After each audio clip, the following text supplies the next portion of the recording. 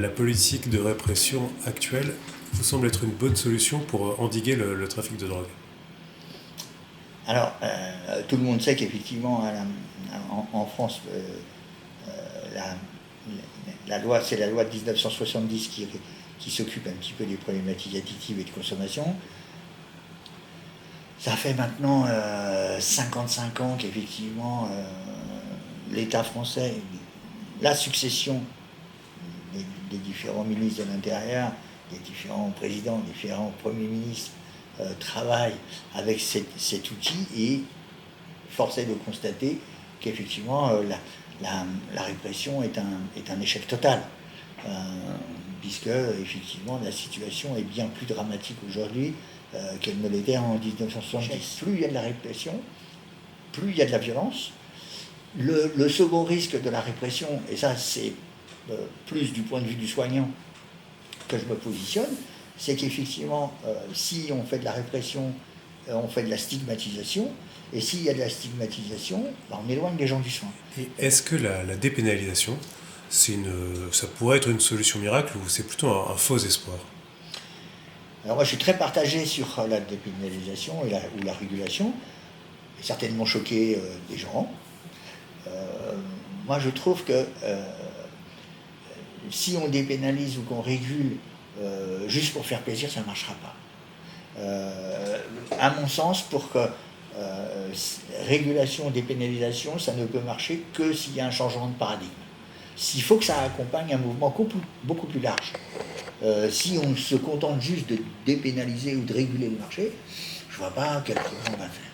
Par contre, si effectivement c'est le signe, c'est l'indicateur majeur d'un changement complet d'attitude, d'un retournement de situation, là oui.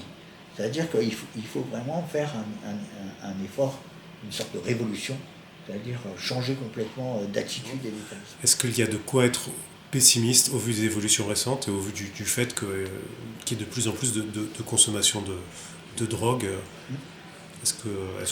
Comment on se positionne par rapport à ça? Alors, effectivement, sur la Réunion, les derniers indicateurs, les indicateurs des dernières années sont malheureusement loin d'être positifs. On voit effectivement maintenant un approvisionnement du marché plus régulier en quantité. Avant, il y avait toujours des produits, mais il arrivait qu'à certaines périodes de l'année, il y en ait moins. Maintenant, c'est quasiment permanent. On voit qu'il y en a beaucoup plus. Et qu'effectivement, il semblerait que certains narcotrafiquants, comme on dit, ce soit aient découvert qu'il y avait une petite île dont personne ne s'occupait et qu'effectivement, ils sont chargés d'approvisionner ce marché de façon beaucoup plus régulière. Donc oui, c'est une source d'inquiétude. C'est grave. Si on est capable de comprendre pourquoi les gens recherchent ces produits, peut-être on peut endiguer un petit peu la manœuvre. Donc moi je pense que pour la Réunion, il faut que vraiment la société réunionnaise dans son ensemble traite les difficultés personnelles des gens au quotidien, et surtout les inégalités sociales et les inégalités de santé qui font le ferment de la consommation.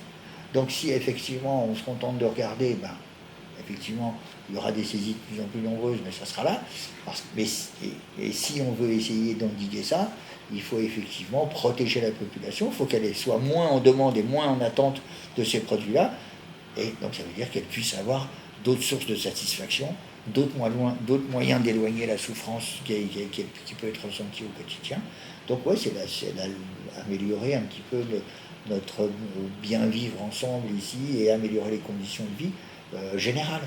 C'est pas uniquement en se focalisant sur les mules, sur la cocaïne, sur le zamal que ça va se faire.